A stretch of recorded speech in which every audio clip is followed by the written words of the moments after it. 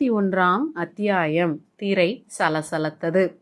ஒரே சமயத்தில் ஒருவனுக்குள்ளே 2 மனங்கள் இயங்க முடியுமா?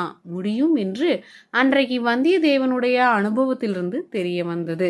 சோழவள நாட்டிற்குள்ளேயே வளம் மிகுந்த பிரதேசத்தின் வழியாக அவன் போய்க் கொண்டிருந்தான்.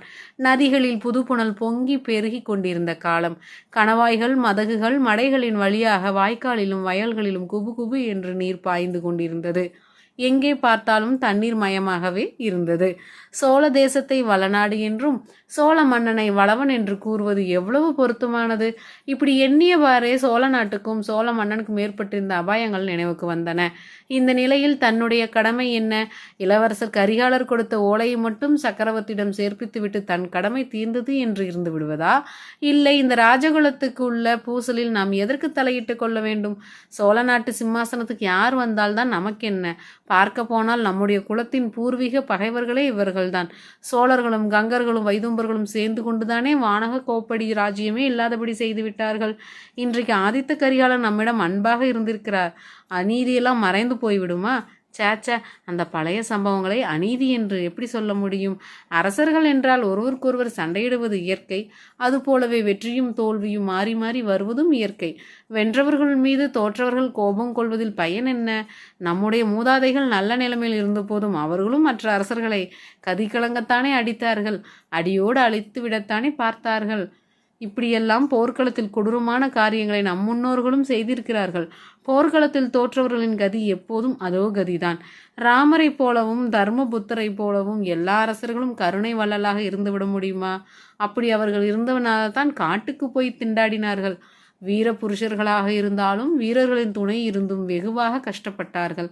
ராஜரீகத்தில் கருணை என்பதே கூடாது. பார்க்க போனால் சோழகுலத்தவர்கள் சிறிது கருணை உள்ளவர்கள் என்றே சொல்ல வேண்டும். எதிரிகளையும் முடியுமானால் நண்பர்களாக்கி கொள்ளவே பார்க்கிறார்கள். அதற்காக குலம் விட்டு குலம் கல்யாண சம்பந்தமும் செய்து கொள்கிறார்கள். சுந்தர சோழரின் தந்தை அரிஞ்சிய சோழர் வைதும்பராயன் மகளை திருமணம் செய்து கொள்ளவில்லையா? அழகுக்கு பெயர் போன அந்த கல்யாணியின் மகனாக இருப்பதால் தானே சுந்தர சோழரும் அவருடைய மக்களும் கூட சௌந்தரியத்தில் சிறந்து விளங்குகிறார்கள். அழகி என்றதும் அந்த குடந்தை நகர்த்து மங்கை அரிசிலங்காற்றி பெண்மணி நினைவுக்கு வருகிறது. நினைவு புதிதாக எங்கிருந்தோ வந்துவிடவில்லை. அவனுடைய உள்ளத்துக்குள்ளேயே கனிந்து கொண்டிருந்த நினைவுகள். வந்தியத்தேவனுடைய வெளிமனம் சோழ நாட்டின் இயற்கை வளங்களை பற்றியும் ராஜரீக குழப்பங்களை பற்றியும் எண்ணிக்கொண்டிருக்கையில் அவனுடைய உள்மனம் அந்த மங்கையினிடத்திலேயே ஈடுபட்டிருந்தது. இப்போது உள்மனம் வெளிமனம் இரண்டும் ஒத்த அம்மங்கையை குறித்து பட்டவர்த்தனமாக சிந்திக்க தொடங்கினான். பிறகு வெளியில் எந்த அழகான இயற்கை பொருளை பார்த்தாலும் அந்த மங்கையின் அவயங்களுடன் ஒப்பிட்டு பார்க்க தோன்றின. வலுவழுப்பான மூங்கிலை பார்த்ததும் அவளுடைய தோள்கள் நினைவு வந்தன. ஓடைகளில் மண்டி கிடந்த குவளை மலர்கள் அவளுடைய கண்களுக்கு ஓமையாக இருந்தது. பங்கஜ மலர்கள் அவளுடைய தங்க முகத்துக்கு இணைதானா என்று ஐயம் தோன்றியது. நதியோர மரங்களில் குலுங்கி கொண்டிருந்த மலர்களில் வண்டுகள் செய்த ரீங்காரத்தை அவள் குரலின் ஒலிக்கு ஓமை சொல்வது சரியாகுமா? இப்படியெல்லாம் கவிகள் கற்பித்திருக்கிறார்களே தவிர உண்மையில் இவையெல்லாம் எங்கே? அந்த மங்கையின் சௌந்தரியம் எங்கே? அவளுடைய திருமுகத்தை பார்த்தபோது மெய் சிலிர்த்ததே. இப்போது நினைத்து பார்க்கும்போது கூட நெஞ்சு விம்முகிறது. இந்த பூக்களையும் வண்டுகளையும் பார்த்தால் அத்தகைய மெய்சிலிர்ப்பு உண்டாகவில்லையே. சேச்ச, முதியோர்கள் நமக்கு செய்த உபதேசத்தையெல்லாம் மறந்துவிட்டோம். பெண்களின் மோகத்தைப் போல் உலக வாழ்க்கையில் பொல்லாத மாயை வேறொன்றும் இல்லை. வாழ்க்கையில் வெற்றி பெற விரும்புவோன் பெண்களின் மோக வலையில் விழவே கூடாது. விழுந்தால் அவன் ஒளிந்தான். கோவலன் கதைதான் அந்த விஷயத்தை அபூர்வமாக எடுத்து சொல்கிறதே. கோவலன் மட்டும் என்ன, இந்த நாளில் வீராதி வீரரும் சோழ நாட்டிலே இணையற்ற செல்வாக்கு உள்ளவருமான பெரிய பழுவேட்டரை பற்றி மக்கள் பரிகாசம் பேசுகிறார்கள் தானே. ஆனால் மக்கள் உண்மை அறியாதவர்கள். மூடு பல்லக்கிலே வைத்து பழுவேட்டையர் யாரை கொண்டு வருகிறார் என்று மக்களுக்கு தெரியாது. ஆகையால் மூடத்தனமாக பேசுகிறார்கள். ஆனாலும் அந்த மதுராந்தக தேவர் தம்மை அவ்வளவு கேவலப்படுத்தி கொள்ள வேண்டியதில்லை. சி, மூடு பல்லக்கில் உட்கார்ந்து கொண்டு பழுவேட்டையரின் ராணியின் சாணத்தில் வந்து மறைந்து கொண்டு ஊரூராய் போவதா? இதுதான் ஆண்மைக்கு அழகா? இப்படியாவது ராஜ்யம் சம்பாதிக்க வேண்டுமா? இப்படி சம்பாதித்த ராஜ்யத்தான் அவரால் காப்பாற்ற கொள்ள முடியுமா? பழுவேட்டரை முதலியோர் நம்பி அவர்களுக்கு உட்பட்டுதானே ராஜ்ய பரிபாலனம் செய்ய வேண்டும். இந்த விஷயத்தில் சுந்தர சோழ சக்கரவர்த்தி செய்து வருவதே அவ்வளவு நல்லதல்ல. பழுவேட்டையர் போன்றவர்களுக்கு இவ்வளவு அதிகாரமும் செல்வாக்கும் அவர் அளித்திருக்க கூடாது. அதிலும் மணிமணியாக 2 அருமை புதல்வர்கள் இருக்கும்போது, நாடெல்லாம் அதிசயிக்கும் அறிவும் திறனும் உடைய புதல்வி ஒருத்தி இருக்கும்போது, அந்த மங்கையை ஜோதிடர் வீட்டில் பார்த்தவள், ஆற்றங்கரையில் பேசியவள், அவள் முகம் யாருடைய ஜாடையாக இருக்கிறது? அப்படியும் இருக்கலாமே. பைத்தியக்காரத்தனம். ஒரு நாளும் அப்படி இருக்க முடியாது. ஏன் இருக்க முடியாது? ஒருவேளை அவ்விதம் இருந்தால் நம்மை போன்ற அறிவீனன் வேறு யாரும் இல்லை, நம்மை போன்ற துதிஷ்டசாலியும் இல்லை. இலங்கை முதல் விந்திய பர்வதம் வரையில் எந்த பெண்ணரசின் புகழ் பறந்து விரிந்து பரவியிருக்கிறதோ அவளிடம் நாம் எப்பேற்பட்ட காட்டு மிராண்டியைப் போல நடந்து கொண்டோம். அப்படி இருக்கவே இருக்காது. நாளைக்கு அவளிடம் எப்படி இளவரசரின் ஓலையுடன் சென்று முகத்தை காட்ட முடியும்? இப்படியாக என்னவெல்லாம் வானத்தையும் பூமியும் சேர்த்து எண்ணமிட்டு கொண்டு வந்தியத்தேவன் காவேரி கரையோடு வந்து திருவரையாற்றை அடைந்தான். அந்த ஊரின் வளமும் அழகும் அவன் உள்ளத்தை கொள்ளை கொண்டன. அது திருவரையாறுதான் என்று கேட்டு தெரிந்து கொண்டான். அந்த அற்புத இடத்தின் மகிமையை பற்றி அவன் கேள்விப்பட்டிருந்ததெல்லாம் உண்மைக்கு கொஞ்சம் குறைவாகவே தோன்றியது.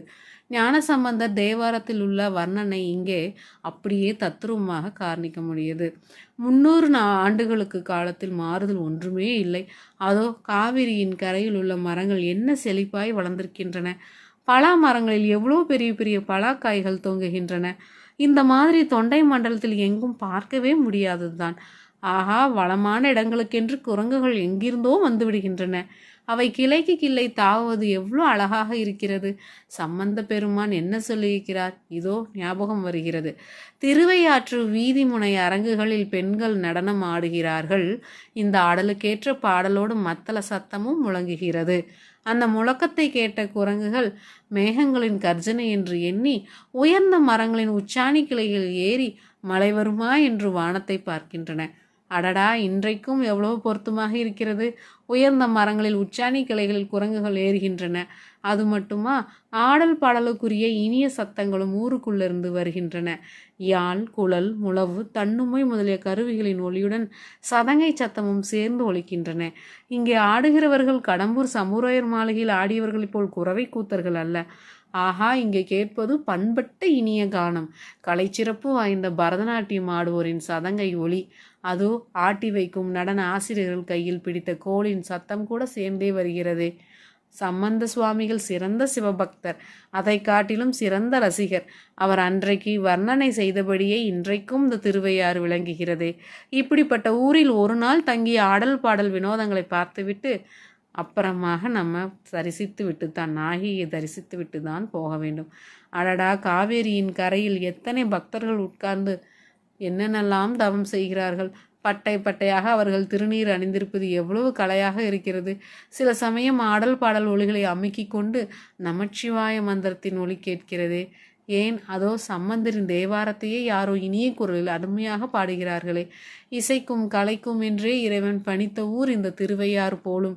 இந்த ஊரில் கட்டாயம் ஒரு நாள் தங்கி பார்த்துவிட்டு தான் போக வேண்டும். தஞ்சாவூருக்கு அவசரமாக போய்த்தான் என்ன பயன்? கோட்டைக்குள் பிரவேசிக்க முடிகிறதோ என்னமோ. அப்படி பிரவேசித்தாலும் மகாராஜாவின் பேட்டி கிடைக்குமா? மகாராஜாவைத்தான் 2 பழுவேட்டையர்களுமாக சேர்ந்து சிறையில் வைத்திருப்பது போல் வைத்திருக்கிறார்களாமே. காவிரியின் வடகரைக்கு போக வேண்டியதுதான்.